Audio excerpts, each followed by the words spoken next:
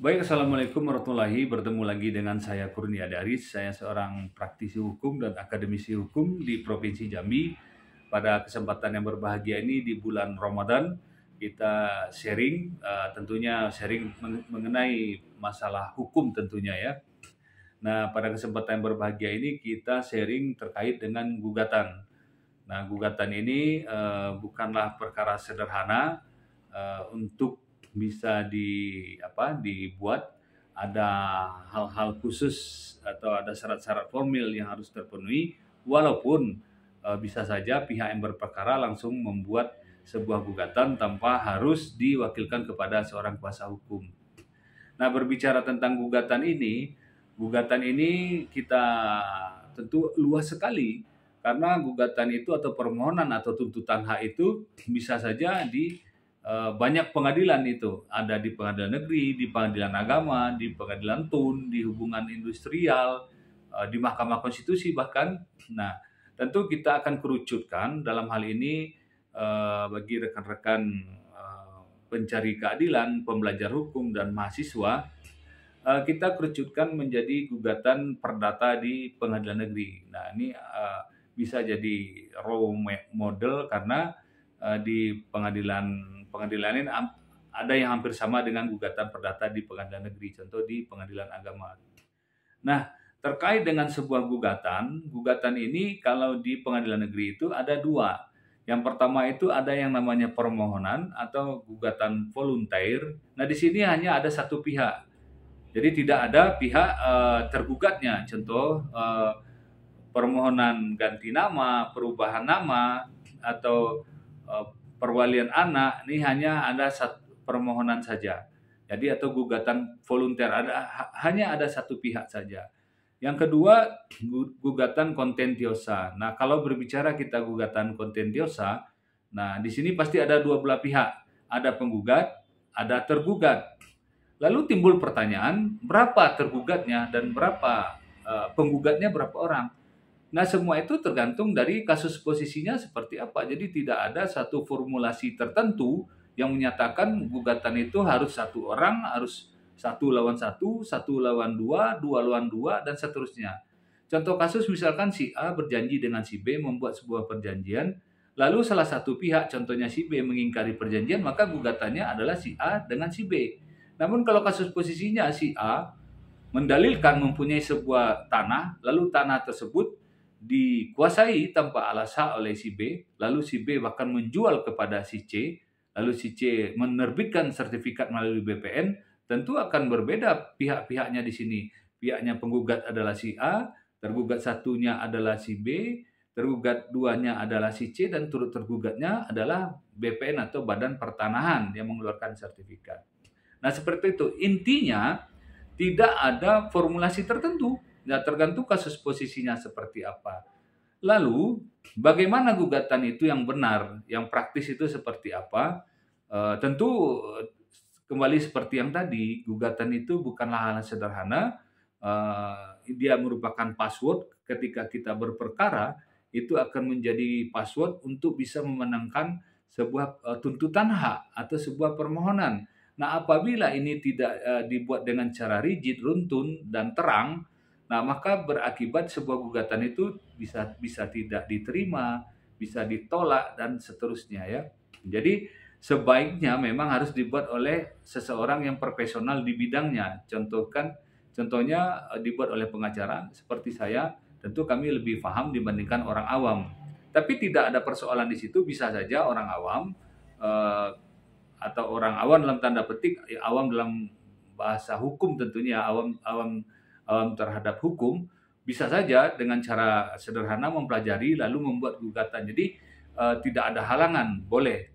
Namun sekali lagi ada hal-hal syarat-syarat formil yang harus dipenuhi. Nah, untuk itu pada kesempatan berbahagia ini kita sampaikan bagaimana cara memahami sebuah gugatan itu secara sederhana. Nah, menurut Profesor Sudikno Martokusumo dalam bukunya Hukum Acara Perdata tentunya, menurut Profesor Sudikno Martokusumo, gugatan itu secara sederhana bisa dipahami menjadi 3 elemen saja berdasarkan pasal 8 RV atau Reclaimant of the Vergelek Reordering, nah atau RV disingkat dengan RV. Di pasal 8 itu dijelaskan hanya 3 elemen saja dalam sebuah gugatan.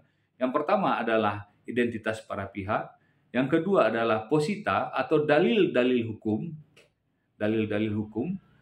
Yang kedua tadi ya, yang ketiga adalah petitum. Petitum adalah apa yang dimintakan oleh penggugat kepada majelis hakim, tuntutan hak apa yang dimintakan. Nah, jadi secara sederhana tentu ini bisa kita jadikan referensi. Nah, apa yang dimaksud dengan identitas para pihak? Nah, identitas para pihak ini tentulah dibuat sebuah gugatan itu yang pasti yang pertama harus ditujukan dulu kepada pengadilan negeri. Kalau dia gugatan perdata, contohkan gugatan perbuatan melawan hukum kah, gugatan wan prestasi kah, itu ditujukan ke pengadilan negeri. Nah, selanjutnya sebuah gugatan itu juga harus diberi tanggal.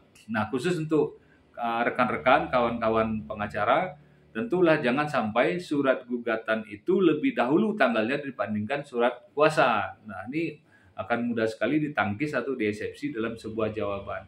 Yang berikutnya identitas para pihak tadi ya, kita kembali, identitas para pihak itu akan lebih lengkap, dia akan semakin bagus. Jadi contohnya penggugat ini katakanlah si Fulan, nah namanya Fulan, namanya identitasnya Fulan bin apa misalkan gitu, Fulan bin Fulan misalkan gitu, atau Fulan bin Amir misalkan begitu. Lalu alamatnya di mana, ya, misalkan alamatnya di jalan apa, RT berapa, kelurahan apa, ya, kecamatan, kota, provinsi. Nah, terus umurnya berapa, pekerjaannya apa, agamanya apa. Nah, semakin lengkap itu semakin bagus. Jadi tidak ada kewajiban memang tidak seperti di identitas di pidana ya, di pidana tentu harus lebih lengkap. Namun di perdata kalau semakin lengkap itu lebih bagus. Misalkan ya seperti yang tadi ya. Yang berikutnya identitas para tergugat, misalkan lebih dari satu orang. Nah, harus jelas juga namanya siapa, kalau bisa ada BIN-nya atau aliasnya, karena ini akan menjadi pembeda. Contohnya di Sumatera tentunya, nah, nama misalkan di Minangkabau itu nama Afrizal itu banyak sekali. Nah, misalkan Afrizal bin apa, atau misalkan nama-nama yang umum Sulaiman bin apa, itu akan mengidentifikasi Sulaiman yang mana. Nah, terus kita turunkan yaitu misalkan alamatnya di mana, usianya, pekerjaannya, ya. Nah, dan seterusnya seperti yang tadi. Jadi semakin lengkap itu akan semakin bagus. Nah, itu harus jelas itu terkait dengan identitas para pihak. Nah, terus yang ditarik sebagai pihak ya seperti yang tadi, tergantung kasus posisinya seperti apa.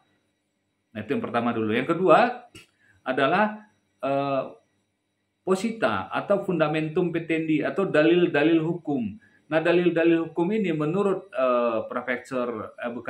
menurut Yahya Rahab dalam bukunya Hukum Acara Perdata, fundamentum petendi atau posita ini adalah merupakan dalil-dalil hukum yang menyatakan dalam gugatan itu, contoh di dalam sebuah gugatan perbuatan melawan hukum, kenapa si penggugat ini mempunyai dalil terhadap satu objek perkara.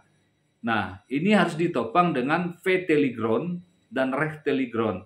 Nah, veteligron itu adalah hubungan hukum antara si penggugat dan tergugat. Jadi misalkan hubungan hukum adalah si A mempunyai sebuah tanah lalu dikuasai secara melawan hukum oleh si B. Nah, artinya inilah hubungan hukumnya. Lalu rechteligron adalah dasar hukumnya. Artinya kenapa si A ini bisa mendalilkan dia mempunyai hak terhadap satu objek tanah. Dari mana dia dapatkan? Apakah dari jual beli? Apakah dari misalkan hibah, dan seterusnya. Jadi sebuah posita ya harus dibuat secara terang, runtun dan rigid, sehingga mudah hakim untuk memahami apa peristiwa hukum dan alasan-alasan hukum dan dalil-dalil hukum, sehingga sebuah gugatan itu layak untuk diterima. Tapi tidak juga sebuah gugatan itu mendayu-dayu sesudah itu melingkar-lingkar, curhat, tidak seperti itu. Atau misalkan dibuat dengan bahasa-bahasa yang sulit biar keren, digunakan istilah-istilah yang sulit dan langka sehingga orang pusing, tidak seperti itu tentunya ya. Tentu sebuah gugatan itu yang sederhana saja, terang, mudah dimengerti, dan jelas tujuannya. Nah, contohnya dalam posita tersebut, kalau misalnya ada objek perkara sebuah tanah, ya jelaskan objeknya di mana, luasnya berapa, habis itu batas sebelah baratnya, timurnya, selatan, dan seterusnya, atau sepadan-sepadan tanahnya siapa, batas-batas tanahnya siapa. Sehingga sebuah posita itu tidak kabur. Lalu setelah ada dua unsur tadi, rechtelig-grond, dasar hukum, kenapa si penggugat ini mempunyai kedudukan hukum untuk melakukan gugatan, dan vetelig-grond, hubungan hukum antara penggugat dan tergugat ini jelas sudah diurai dengan baik di situ. Lalu kita masuk kepada petitum.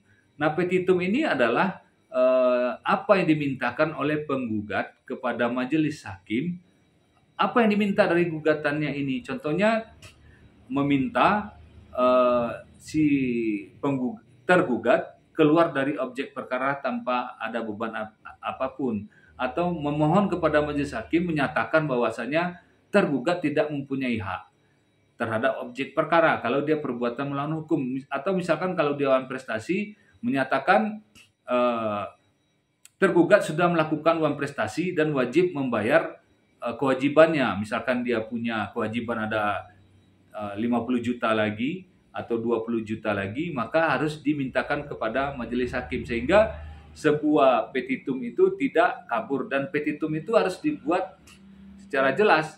Dan juga saya sampaikan bahwa petitum itu tidak boleh ujug-ujug tidak dibunyikan di dalam posita lalu keluar saja di dalam petitum. Dia harus terlebih dahulu dibunyikan di posita, baru ada di dalam petitum, dalam permintaan. Nah, berikutnya petitum ini juga bisa, nanti petitum itu ada yang tidak jelas ya. Contohnya petitum itu meminta ganti rugi, namun ganti ruginya itu tidak diuraikan secara rigid, sehingga hanya umum saja meminta ganti rugi, misalkan 30 juta. Dari mana datang 30 juta ini? Nah, harus diuraikan, minta ganti kerugian 300 juta misalkan. Nah, harus diurai dari mana 300 juta ini sehingga bisa ketemu angka 300 juta. Atau petitum yang tidak memenuhi syarat itu adalah petitum yang negatif. Dengan ini memohon, contohnya, dengan ini memohon kepada majelis hakim untuk menghancurkan rumah yang berada di objek perkara. Ini adalah petitum yang negatif dan tentu tidak akan dikabulkan oleh majelis hakim ya. Nah, berikutnya petitum yang tidak memenuhi syarat itu juga petitum yang tidak bersesuaian dengan positanya. Jadi antara petitum dan posita itu malah bertolak belakang, tidak bersesuaian. Nah, ini juga menjadi petitum yang tidak tidak dapat diterima tentunya, tidak memenuhi syarat.